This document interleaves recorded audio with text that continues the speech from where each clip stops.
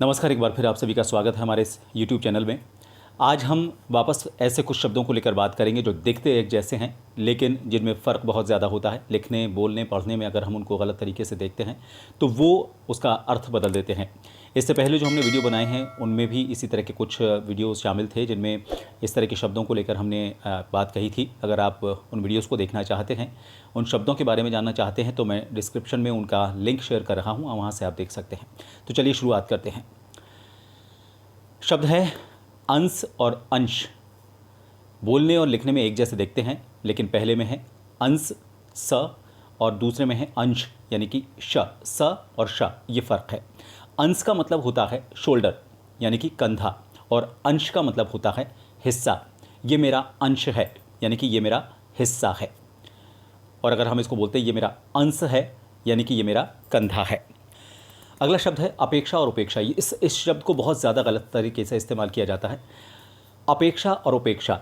अपेक्षा का मतलब होता है कि हम किसी से कोई इच्छा रखते हैं या हम जब तुलना करते हैं। जैसे अपेक्षा का पहला जो शब्द है जिसे मैंने आपको बताया कि हम तुलना करते हैं तो इसकी अपेक्षा ये ज़्यादा बेहतर है। तो हम दो चीज़ों में तुलना कर रहे हैं, ये चीज़ बेहतर है या ये चीज़। तो यहाँ हम अपेक्षा, तुलनात्मक अध्ययन में अपेक्षा का इस्तेमाल करेंगे। अपेक्षा। और उपेक्षा का मतलब होता है किसी चीज़ का निरादर करना, किसी चीज़ का तिरस्कार करना। आपने मेरी उपेक्षा की, आपने मेरा तिरस्कार किया यानी कि आपने मेरा अपमान किया।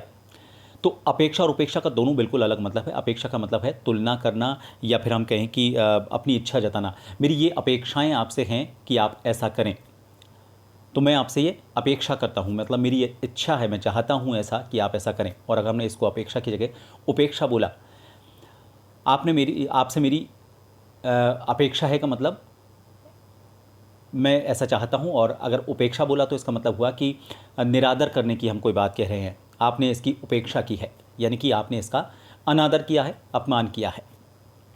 ऐसा ही एक और शब्द है अवधि और अवधि। दोनों में ध पे जो ई की मात्रा है उसका फ़र्क है। अवधि जो पहला वाला शब्द मैंने आपको बताया उसमें ध के ऊपर छोटी ई की मात्रा है और अवधि दूसरा वाला जो है उसमें ध के ऊपर बड़ी की मात्रा। तो अवधि जो पहला शब्द है जिसमें छोटी ई की मात्रा लगेगी उसका मतलब होता है समय काल। इस अवधि में उस काम को पूरा करना है यानी कि इस समय अंतराल में इस काम को पूरा करना है, वो एक ड्यूरेशन से जुड़ा हुआ शब्द है।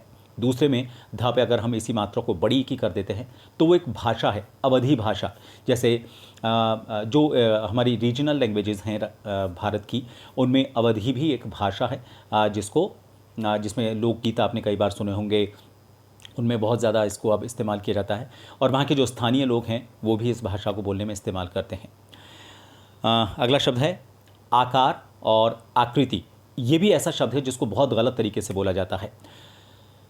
मौसम से जुड़ी जब भी आप खबरें सुनते हैं, पढ़ते हैं, तो आप गलती अगर उसको हम करते हैं तो किस तरह का इसका मतलब बदलता है।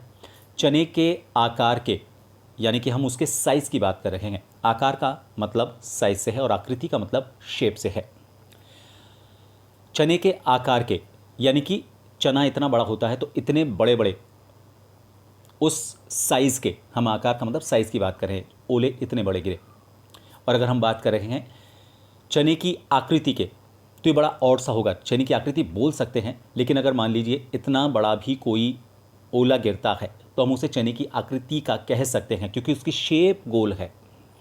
तो शेप की जब हम बात करते हैं, चौकोर, गोल, त्रिकोणीय, ये हुआ शेप।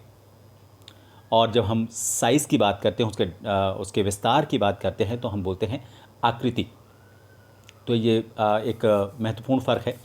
आने वाले वीडियो में मैं ऐसा कुछ और भी आपको बताने की कोशिश करूंगा जिससे आप अपनी भाषा को, अपने बोलने की शैली को, आप अपने बोलने के अंदाज़ को सुधार सकें।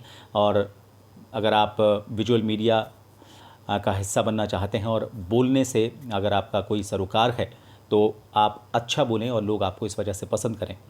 ये वीडियो आपको कैसा लगा मुझे बताइएगा।